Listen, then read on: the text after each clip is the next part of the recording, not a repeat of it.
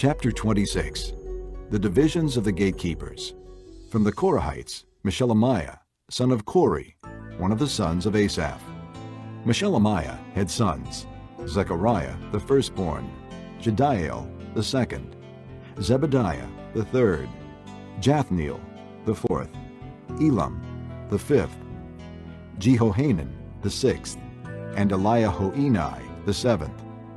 Obed-Edom also had sons: Shemaiah the firstborn, Jehozabad the second, Joah the third, Sakar the fourth, Nethanel the fifth, Amiel the sixth, Issachar the seventh, and Peulathai the eighth, for God had blessed Obed-Edom.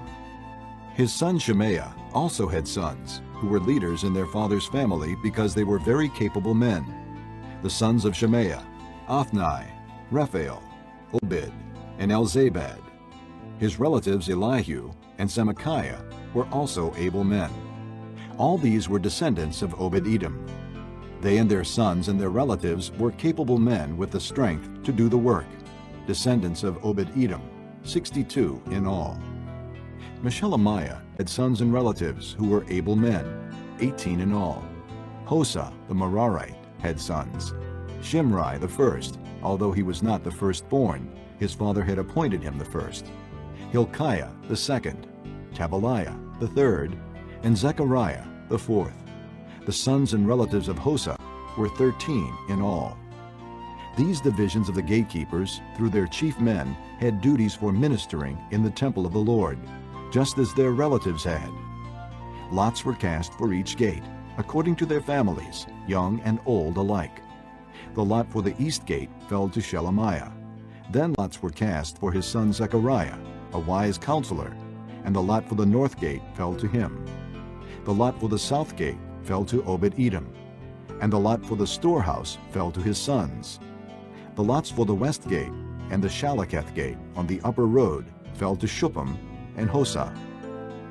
Guard was alongside of guard. There were 6 Levites a day on the east, 4 a day on the north, 4 a day on the south, and 2 at a time at the storehouse. As for the court to the west, there were 4 at the road and 2 at the court itself. These were the divisions of the gatekeepers, who were descendants of Korah and Merari. Their fellow Levites were in charge of the treasuries of the house of God and the treasuries for the dedicated things. The descendants of Ladan, who were Gershonites through Ladan and who were heads of families belonging to Ladan the Gershonite, were Jehieli. The sons of Jehieli, Zetham and his brother Joel. They were in charge of the treasuries of the temple of the Lord. From the Amramites, the Izharites, the Hebronites, and the Uzzielites. Shubael, a descendant of Gershom, son of Moses, was the officer in charge of the treasuries.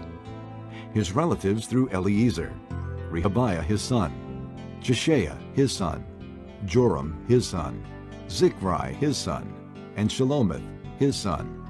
Shelomith and his relatives were in charge of all the treasuries for the things dedicated by King David, by the heads of families who were the commanders of thousands and commanders of hundreds, and by the other army commanders.